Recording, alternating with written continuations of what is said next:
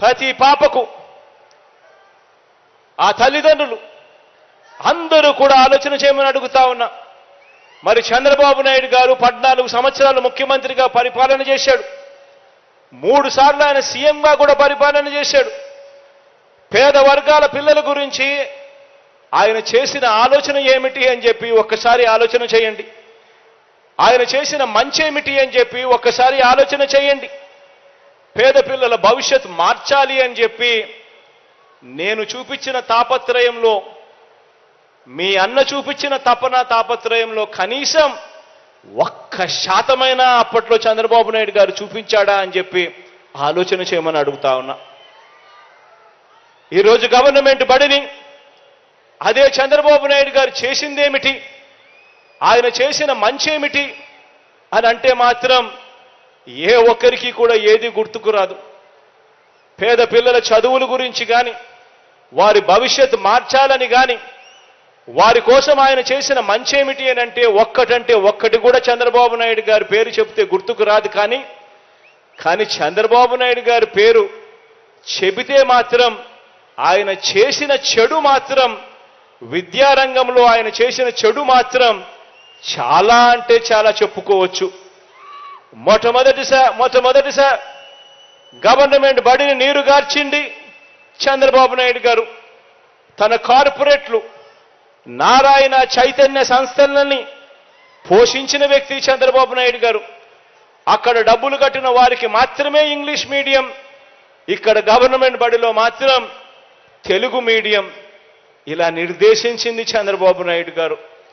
పిల్లలకు గవర్నమెంట్ బడులలో ఎలాంటి ఆహారం అందుతుందో కనీసం ధ్యాస కూడా ఏ రోజు పెట్టిన పాపాన పోలేదు ఈ పెద్ద మనిషి చంద్రబాబు గారు.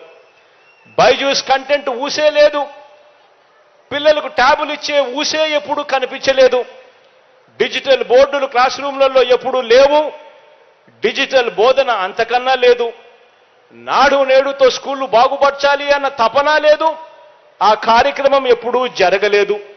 ఇంగ్లీష్ మీడియం గవర్నమెంట్ బడులలో లేదు. అమ్మ ఒడి అనే కార్యక్రమంతో బడికిపోయే పిల్లలను ప్రోత్సహించాలి, ఆ తల్లులను ప్రోత్సహించాలి అనే అడుగులు ఏ రోజు వేసింది లేదు. పెద్ద చదువులు చదువుతా ఉన్న పిల్లలకు పూర్తిగా ఫీజులు కట్టాలి, 100% ఫీజు రీయింబర్స్మెంట్ ఇవ్వాలి, ఆ పిల్లలకు తోడుగా ఉండాలి అని ఏ రోజు చేసిన ఆలోచనలు లేవు. విద్యా దీవెన పరిస్థితి ఇలా ఉంటే ఇక వసతి దీవెన కథ దేవుడెరుగు.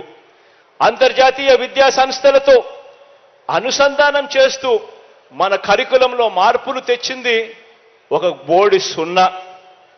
ఆలోచన చేయమని అడుగుతా ఉన్నా. ఇక విదేశీ విద్యా దీవెన ద్వారా టాప్ 50 కాలేజెస్లో, 21 ఫ్యాకల్టీస్లో, 330 కాలేజీలలో ఏకంగా 1,25,00,000 దాకా కూడా ఫీజులు మీరు సీటు సంపాదించుకోండి, చదివించే బాధ్యత నాది అని చెప్పే ప్రోత్సాహకర మాటలు ఎప్పుడూ లేవు. ఆలోచన చేయమని అడుగుతా ఉన్నా.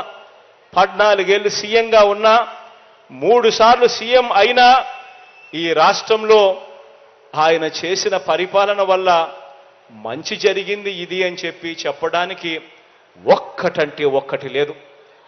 గ్రామంలో నిలబడి ఫలాని మంచి చేశాను అని చెప్పుకునే పరిస్థితి లేదు. ఫలాని సామాజిక వర్గానికి నేను మంచి చేశాను అని చెప్పుకునే పరిస్థితి లేదు. అవ్వ తాతలకి ఇది చేశానని చెప్పుకునే పరిస్థితి లేదు. రైతన్నలకి మంచి చేశా అని చెప్పుకునే పరిస్థితి లేదు. అక్క చెల్లెమ్మలకి ఇది చేశా అని చెప్పుకునే పరిస్థితి లేదు. చదువుకుంటున్న పిల్లలకు, జాబుల కోసం వెతుక్కుంటున్న పిల్లలకు ఇది చేశా అని చెప్పే పరిస్థితి అంతకన్నా కూడా లేనే లేదు.